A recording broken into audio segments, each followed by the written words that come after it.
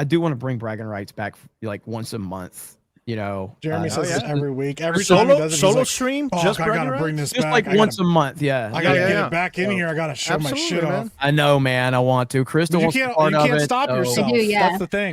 Yeah. The problem is Jeremy has no gears, and that's why he stopped it in the first place. Because I was he's so spending You're competitive. spending so much damn money. No, you know how you counter the crazy spending? How you counter the crazy spending? It doesn't need to be new stuff that you just got.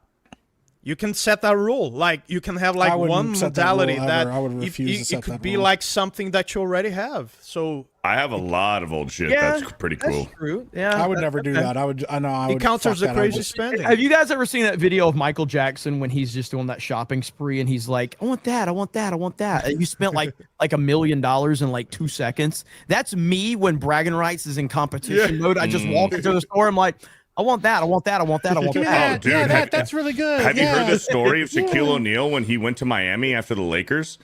He went to a Walmart down in Miami because he didn't want to wait for all of his like stuff to get shipped from the shipping company from California to Miami. So he went to a Walmart, maxed out his credit card. The credit card company saying like, dude, you're getting robbed. Somebody's stealing you. He's like, hey, oh no, that's me. I'm at Walmart right now. He spent like $200,000 in one night at a Walmart just rebuying everything. Holy shit. Dude, no bullshit. To spend that much at Walmart is insane. Did he buy out the store? I've told this story before. So I for about 6 months when I was really when I was like my late 20s probably, I lived in Hollywood, California, and I worked at a grocery store there, and I worked the overnight shift. Literal different world, okay? And one night we had this black guy that ran the overnight shift. He was the manager. He used to get on the PA and just like say the craziest shit in the world to customers because that's how you had to deal with them in Hollywood, a bunch of fucking weirdos. So one night, What year was that? God damn, what was this? Like in 2004, 5, 6? I don't know. This is a long time ago. Mid 2000s. Yeah, so Hollywood. So there was one night where these 3 or 4 black dudes came in there and they had like 5 buggies full of shit. Okay, 5 buggies full of shit. He rings all of it up, and they hand him the card, and it was Tyrese's credit card, and he said, "I need From Fast ID." and Furious. Yeah, he's like, "I need ID." And they're like, "Oh man, it's Tyrese." He's like, "I don't give a fuck who it is. I need ID."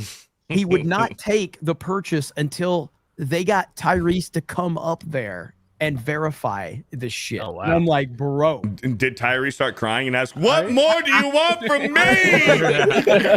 I wasn't like there because it took like forever to get him up there. So I wasn't there when he actually came in or whatever. I was back there working, but yeah, it was wild, man. They were so fucking pissed.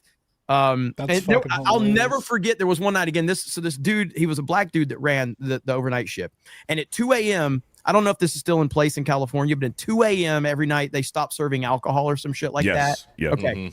So he used to get on the PA and not make this announcement 15 minutes before, like, hey, if you're getting alcohol, you need to get up here, blah, blah, blah, Last blah. call. Yep. Yeah. So, usually a long line forms. And so a white girl and a black girl was in line. They got in line in time, but by the time they got to him, it was like past 2 a.m. So as soon as I got up there, he's like, I can't sell you alcohol. It's past 2 a.m. They start, complaining, and it was a white girl. She starts, and I'm bagging groceries, and she starts screaming at him, this white chick.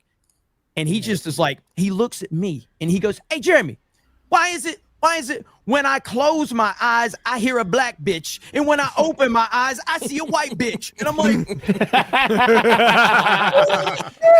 and Jeremy goes, I don't know, sir. Keep bagging. Oh, no, I was like, the greatest thing I've ever seen in my life. I don't know. That's a great question. Good question, boss. I hear my people, but I don't see my people. I don't know what's going on. The way he, because I'd worked grocery stores, in Florida for my whole life. So like the way he dealt with people, and it was just in this little bubble of fucking Hollywood, like the way he dealt with people was fucking insane. I couldn't believe how he talked to people, and it was just a different world, bro. Different fucking world. Anyway, just wanted to share that. Well, I told you guys the story. When I worked at Pole Position Raceway, I was trained to treat Asian people differently. Really? Yeah. How so? How do you treat us? So I was the track manager.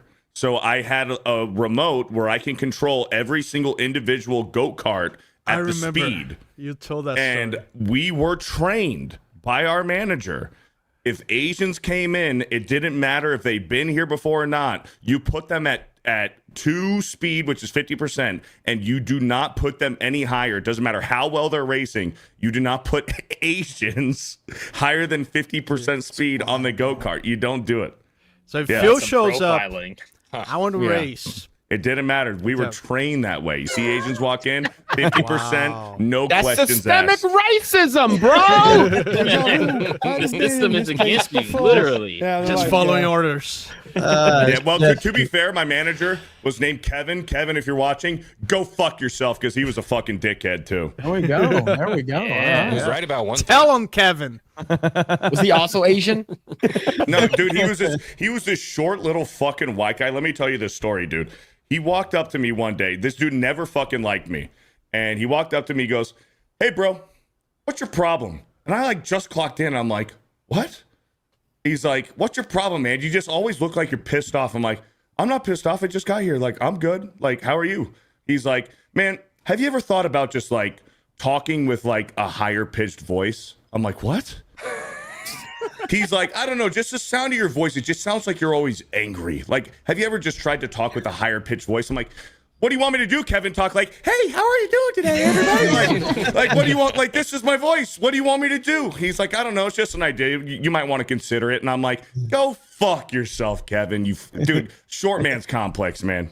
Fucking Anyways. Kevin, man. Hey, Fucking that Kevin. smile, catching strays. The fact Am I getting swiped? and the fact that Jay thought your name was Kevin when he first Yeah, met I was you. thinking about that. That's That's true. why you were That's true. specifically mad at Jay for calling you Kevin. I hate Kevin. So most of you probably know the story that's watching, but this is when Krista, where were we heading to Vegas? Yes, we were all heading to Vegas. You're doing a road Yes. trip to Vegas. Yeah. This is when we first got the content house down in Orlando. We're all piling up in this Suburban or whatever that I rented, or Yukon or something like that. Everybody's out of the house. I think Beardo had to go back and get something from the house. So we're all in the Yukon getting ready to head on the road trip. Oh no, Jay- it wasn't that. It was he went into the store. No. We were at the house. No, we were at the house. Were we at the house? Yeah, we were at the I house. went Oh, inside. yeah, I think okay, I forgot no, my I'm duffel thinking- bag or something. I'm thinking of something else. Okay, sorry, go ahead. Yeah. So you're in the house, and I was like, "All right, is everybody here?" And then I knew you were in there, but then Jay goes, "Well, where's Kevin?" And we all look around. We're like, Where's Kevin? "Who the fuck is Kevin?" Who the fuck is You know, Kevin, the guy with the beard. You know, what?